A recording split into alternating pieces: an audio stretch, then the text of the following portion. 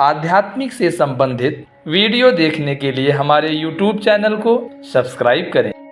श्रीमद् देवी भागवत पुराण द्वितीय स्कंध अथ 9वां अध्याय। सर्प के काटने से प्रमदरा की मृत्यु, रुरु द्वारा अपनी आधी आयु देकर उसे जीवित करना, मणि मंत्र औषधि द्वारा सुरक्षित राजा परीक्षित का 7 तल वाले भवन में निवास करना। परीक्षित बोले, हे सचिव वृंद, इस प्रकार कामासक्त होकर रुरु मुनि अपने आश्रम में सो गए। तब उनके पिता ने उन्हें दुखी देखकर पूछा, हे रुरु, तुम इतने उदास क्यों हो? कामा तो रुरु अपने पिता से कहा, महर्षि स्थूलकेश के आश्रम में प्रमदरा नामक की एक कन्या है। मैं चाहता हूँ कि वह मेरी पत्नी बन जाए।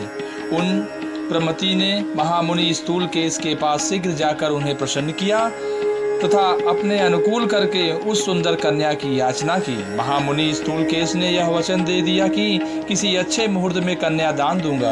अब उस वन में वे दोनों विवाह की सामग्री का प्रबंध करने लगे। इस प्रकार उस तपोवन में समीप में ही रहकर प्रमति और स्थूलकेश दोनों महात्मा विवाहोत्सव की तैयारी करने लगे। उसी अवसर पर वह कन्या अपने घर के आंगन में खेल रही थी। तभी एक सोए हुए सर्प से उनैनी का पैर छू लिया। स्पर्श होते ही सर्प ने उसे डस लिया और वह सुंदरी कन्या मर गई। तब मृत्यु को प्राप्त हुई प्रमदरा को देखकर वहां कोलाहल मच गया। सभी मुनि जुट गए और शोक से ग्रस्त होकर रोने लगे। पृथ्वी पर प्राणहीन होकर पड़ी हुई अत्यंत तेजस्वी देवी विमान उस कन्या को देखकर उसके पिता स्थूलकेश अत्यंत दुखित होकर रुदन करने लगे। उस समय करुण क्रंदन सुनकर रुरु भी उसे देखने के लिए आए। उन्होंने उस मृत पड़ी सुंदरी को सजीव जैसी देखा। स्थूलकेश तथा अन्य श्रेष्ठ मुनियों को रुदन करते देखकर रुरु मुनि उस स्थान से बाहर आकर के विरहाकुल होकर रोने लगे। वे कहने लगे, अहो, प्रारब्ध ने ही मेरे सुख के विनाश के लिए ही यह अत्यंत विचित्र सर्प भेजा था। यह निश्चय ही मेरे दुख का कारण है। अब मैं क्या करूं, कहाँ जाऊं? मेरी प्राण प्रिया तो मर गई। अब मैं अपनी इस प्रिया से विलग होकर जीना नहीं चाहता। अभी तक मैंने उस सुंदरी का आलिंगन आदि कोई सांसारिक सुख भी प्राप्त नहीं किया था। मैं यहाँ अभागा हूँ कि उसका पाणी ग्रहण नहीं कर सका और न तो उसके साथ अग्नि में लाजा होम ही कर पाया। मेरे इस मनुष्य जीवन को धिक्कार है। अब तो मेरे प्राण निकल जाए तो अच्छा है। तब दुखित मनुष्य को चाहने पर भी मृत्यु नहीं मिलती, तब इस संसार में वांछित उत्तम सुख कैसे मिल सकता है? अब मैं या तो कहीं किसी भयानक तालाब में डूब जाऊं, अग्नि में कूद पड़ूं, विष खा लूं अथवा गले में फांसी लगाकर प्राण दूं। इस प्रकार विलाप करके रुरु अपने मन में विचार कर उस नदी के तट पर स्थित रहते हुए उपाय सोचने लगे। प्राण त्यागने से मुझे क्या लाभ होगा? आत्महत्या का फल तो अत्यंत दुर्निवार्य होता है। मेरी मृत्यु सुनकर पिताजी दुखी होंगे, माताजी को महान कष्ट होगा। हाँ, हो सकता है कि मेरा मरा हुआ देखकर प्रारब्ध संतुष्ट हो जाए। मेरे मर जाने पर मेरे सभी शत्रु भी प्रसन्न होंगे, इसमें संदेह नहीं है। किंतु इससे परलोक में मेरी प्रिया का क्या उपकार होगा? इस प्रकार विरह से संतप्त होकर आत्महत्या करके मेरे मर जाने पर भी परलोक में मुझ आत्मघाती की मेरी वह प्रिया नहीं मिलेगी। इसलिए मेरे मरने में बहुत दोष है और न मरने पर मुझे कोई दोष नहीं देगा। ऐसा सोचकर रुरु स्नान तथा आचमन करके पवित्र होकर वहीं पर बैठ गए।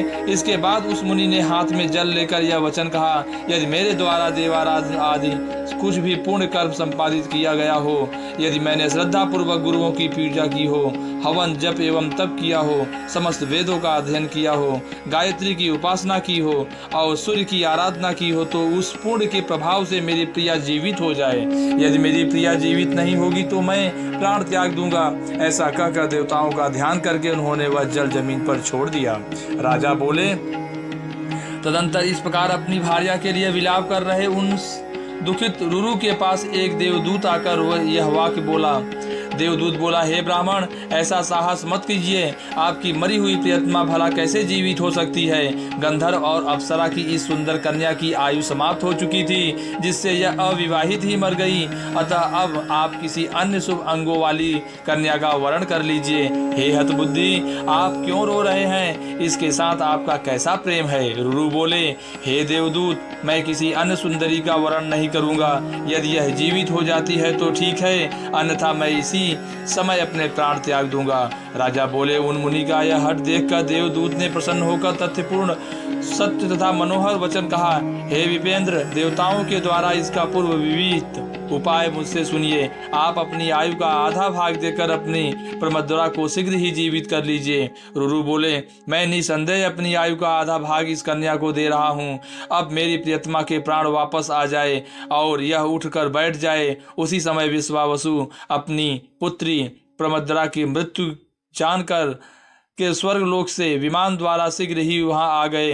तत्पश्चात गंधर्वराज विश्वावसु तथा उस श्रेष्ठ देवदूत ने धर्मराज के पास पहुंचकर यह वचन कहा। हे धर्मराज, रुरु की पत्नी तथा विश्वावसु की पुत्री इस प्रमदरा नामक कन्या की सर्पदंश के कारण इस समय मृत्यु हो गई है।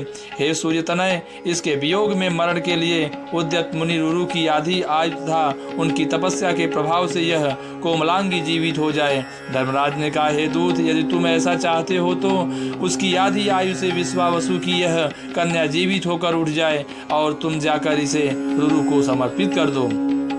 राजा बोले, धर्मराज के ऐसा कहने पर देवदूत ने जाकर प्रमदरा को जीवित करके शीघ्र ही रुरु को समर्पित कर दिया और तत्पश्चात रुरु ने किसी शुभ दिन उसके साथ विधान पूर्वक विवाह कर लिया। इस प्रकार उपाय का आश्रय लेकर मृत प्रमदरा को भी जीवित कर लिया गया था। अतः मणि मंत्र तथा औषधियों के विधिवत प्रयोग द्वारा प्राण रक्षा के लिए शास्त्र सम्मत उपाय अवश्य किया जाना चाहिए। मंत्रियों से यह कहकर उत्तम रक्षकों की व्यवस्था करके यह 7 तल वाला उत्तम राजभवन बनवाकर उसी क्षण उत्तरापुत्र परीक्षित अपने मंत्रियों के साथ उस पर चढ़ गए। उस भवन की सम्यक सुरक्षा के लिए मणि मंत्रधारी वीरों को नियुक्त किया गया और इसके बाद राजा ने गौरमुख मुनि को गविजात के पास उन्हें प्रसन्न करने के उद्देश्य से भेजा और कहलाया कि मुझे सेवक का अपराध वे बार बार क्षमा करें। तत्पश्चात राजा ने मंत्र प्रयोग में निपुण ब्राह्मणों को रक्षा कार्य के निमित्त चारों ओर नियुक्त कर दिया। एक मंत्री पुत्र वहां नियुक्त किया गया, जिसने महल के चारों ओर हाथियों का घेरा स्थापित कराया ताकि विशेष रूप से रक्षित उस महल पर कोई चढ़ न सके। महल के भीतर वायु का भी संचरण नहीं हो पाता था, क्योंकि उसका प्रवेश सर्वथा वर्जित था। राजा वहीं स्थित रहकर भोजनादि करने लगे। वहीं पर रहते हुए स्नान एवं संध्यादि कार्यों से निवृत्त होकर राजा मंत्रियों से मंत्रणा करते तथा साप के दिन गिनते हुए समस्त राज कार्यों को संचालित करते थे। इसी बीच किसी कश्यप नामक मंत्र विशेषज्ञ ब्राह्मण ने सुना कि राजा परीक्षित को सर्प द्वारा काटे जाने का शाप प्राप्त हुआ है। उस धनादि लाभी ब्राह्मण श्रेष्ठ कश्यप ने विचार किया कि मुनि के द्वारा शापित राजा इस समय जहाँ रह रहे हैं मैं वहीं पर जाऊंगा। ऐसा निश्चय करके मंत्रज्ञ विद्वान तथा धनाविलासी यह कश्यप नामक मुनिश्रेष्ठ विप्र अपने घर से निकलकर रास्ते पर चल पड़ा। जय माता दी।